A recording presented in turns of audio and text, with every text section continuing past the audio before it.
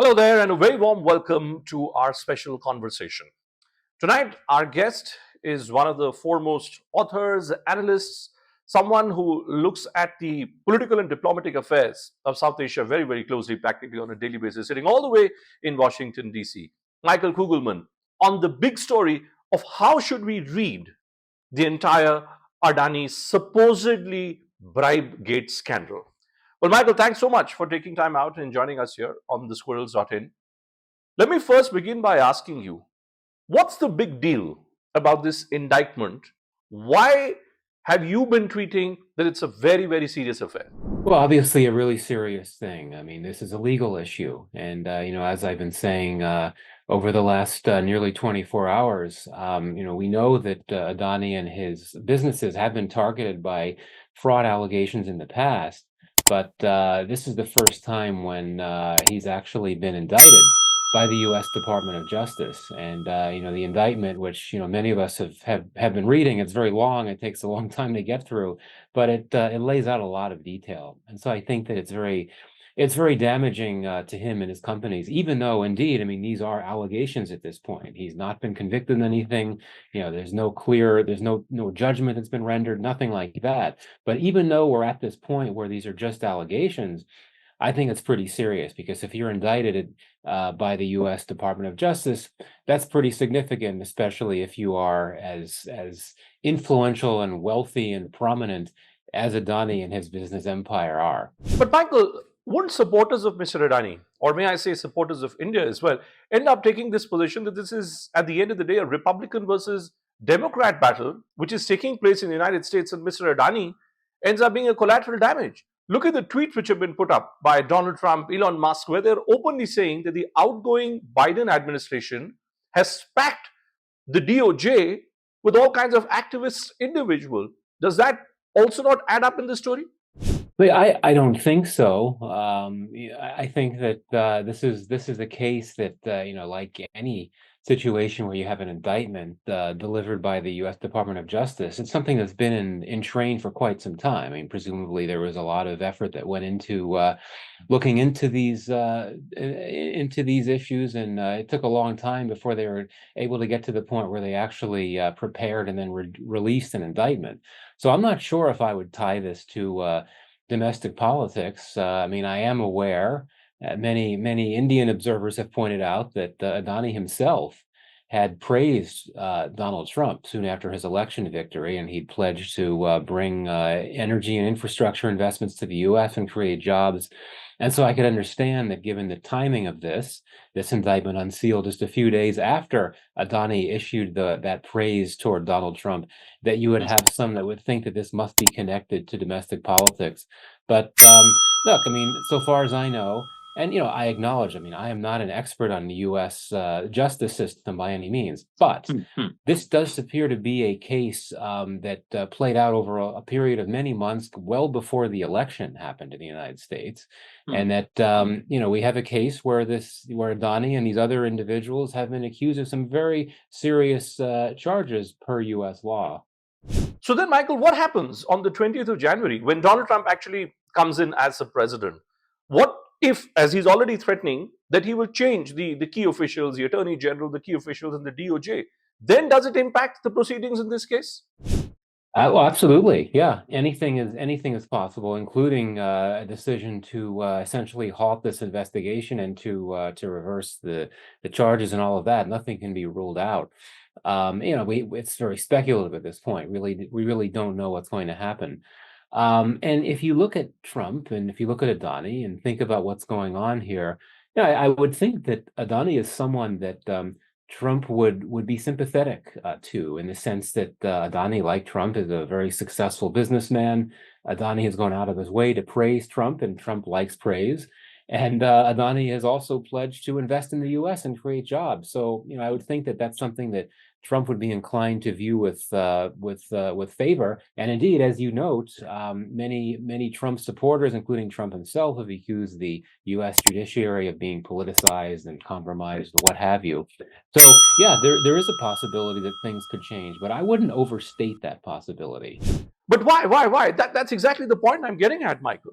that look at the tweet which is being put up by Elon Musk, where he says, "You're not guilty until you're proven. Until you're proven guilty, you're deemed to be innocent." Wouldn't supporters of Mr. Adani then also end up taking the same position against the DOJ, which is making it look like as if this is some kind of a conviction?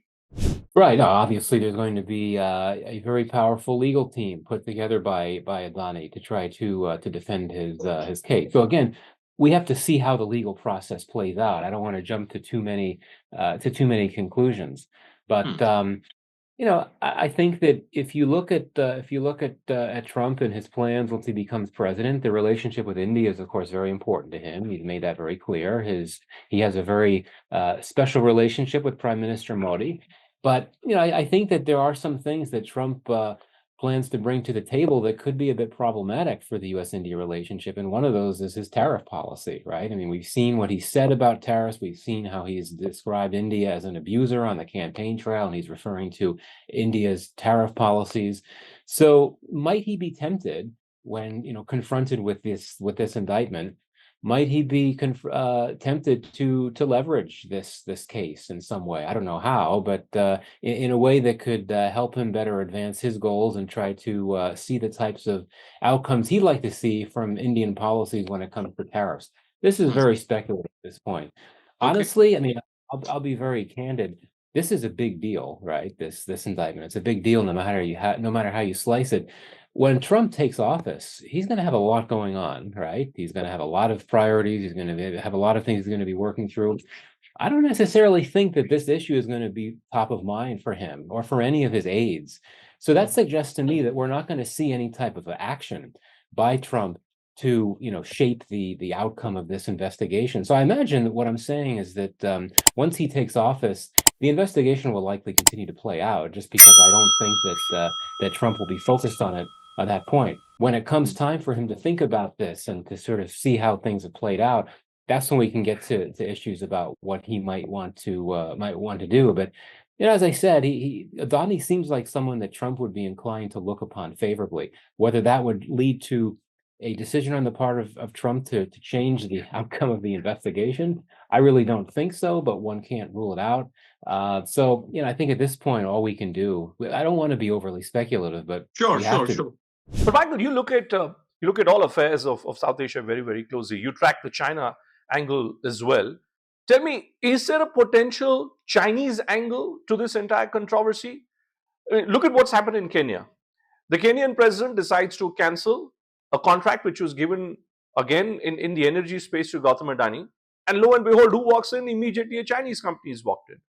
I understand that even in this Adani Green JV, which was being worked out in the US, there was a Chinese company also which was involved in it. So would we be wrong to assume that maybe behind this entire conspiracy there is some kind of a Chinese angle? I can't imagine that there would be. As you know, the U.S. Agreed to a deal with Adani, was it in late 2023, for a joint effort to develop a port in Colombo in Sri Lanka. And U.S. officials view that as really a cornerstone effort on the part of the U.S. to counter China. I mean, given the nature of U.S.-China competition, I can't imagine there being any China dimension to this at all. Now, you mentioned the Kenya example. That I think is an outlier case, in that we had seen some public protest against that Adani project in Kenya. Bangladesh, Adani had run into some challenges because Bangladesh wasn't able to pay its bills. But I actually would say this, that I think that Adani had been doing pretty well. His companies have been doing pretty well over the last year plus. He'd been trying to project strength and this idea of resilience, that he was able to bounce back from the earlier allegations coming from the Hindenburg Group.